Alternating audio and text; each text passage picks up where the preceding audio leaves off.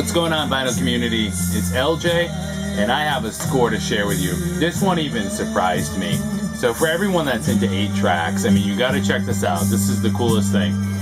I stumbled upon, and literally walked into, a box that just said 8 tracks on the top of it.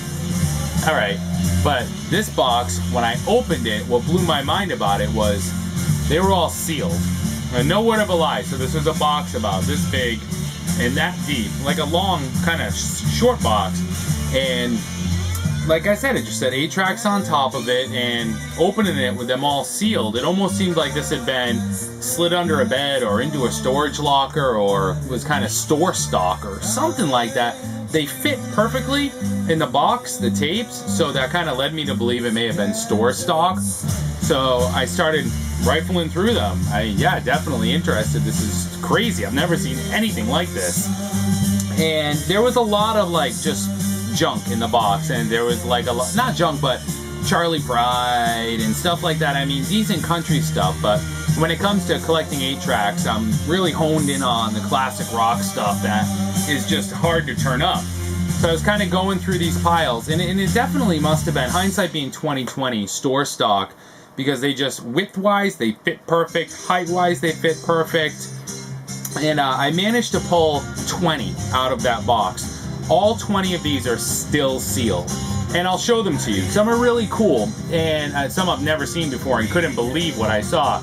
And then I did some research on them. I had to know where they came from, right? And some of them are like this. They have kind of plain labels on them. Like this one is Santana. And like I said, they're all sealed. They've never been played. And right, it says Santana on that. And down here we have Stereotape Productions, Atlanta, Georgia. So kind of at first you think it's a bootleg, and I'm sure someone in their infinite wisdom will say they're bootlegs. But before we jump to that conclusion, so we have MM, which stands for Much Music or Maximum Music, and kind of a cool psychedelic wallpaper type print on them. But so there's Santana, and these are all on that MM label. Here's selections from Led Zeppelin, and this is songs from Zeppelin 1, 2, and 3. Here's Sabbath's Master of Reality. Again, 100% sealed. Here's Wings, Wildlife. And there's a variety in here. Here's McCartney, Ram, which I absolutely love. And here's James Brown, selections from Hot Pants and Superbad.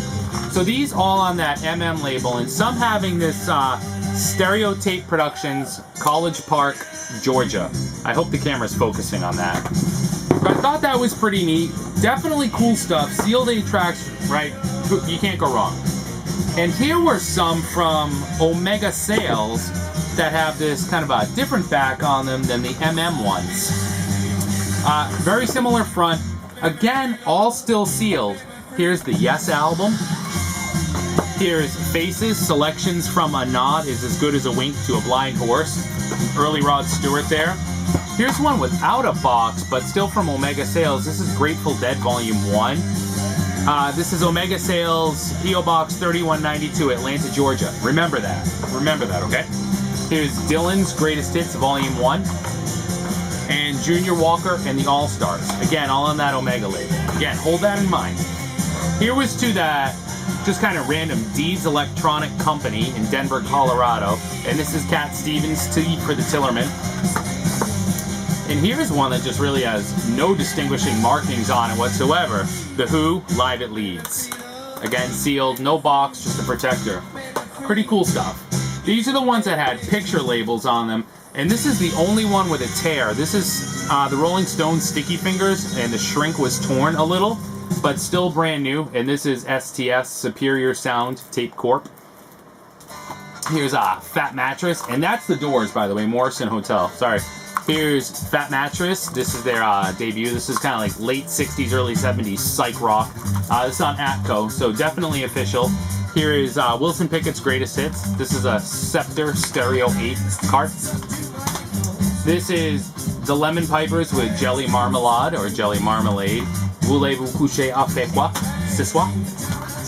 Let's see. Here is Santana's Abraxas. Again, STS 8-track tape. STS being for Superior Sound Tapes Corp in Alexandria, Louisiana. Here's shaken all over from the Guess Who. This is on Celestial. Look at that cool cases, I mean, just never touched.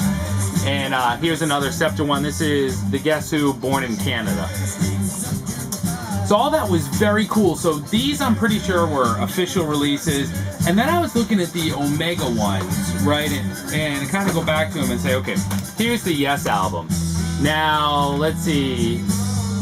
Okay, so maybe it's a bootleg, right? And you read the front, notice of intention to use copyright material, filed where necessary. All required statutory royalties paid. All right, well, it can't be a truck stop bootleg or anything then. So I did some Googling, and I pulled up this page, and this is an excerpt from Billboard magazine from December 11th, 1971. Jesus, 42 years ago, 41 years ago. And here's an ad, 8-track stereotape, direct from the manufacturer, royalties paid, original artist, highest quality, beautifully packaged, guaranteed, quantity buyers only. Omega Sales, P.O. Box 3192. That looks familiar. P.O. Box 3192, Atlanta, Georgia. And that's the ad for Omega Sales.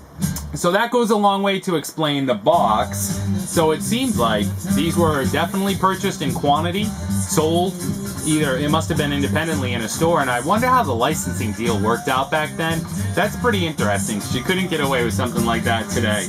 But I thought I'd share that with you guys. It's definitely not every day you stumble across 20 sealed classic rock 8-tracks and that have been sealed in their new old stock, and they've just been put away in pristine condition from a store that must have had them 40 years ago, or a distributor that had them 40 years ago. That was just wild, and I wanted to share it with you guys. I hope you 8-track collectors got a kick out of that. Probably never walk into something like that again. Usually you have the bubbled labels and so forth. So hope you guys thought that was cool. Enjoy. Feel free to leave a comment if you have one. I'll talk to you soon. Ciao.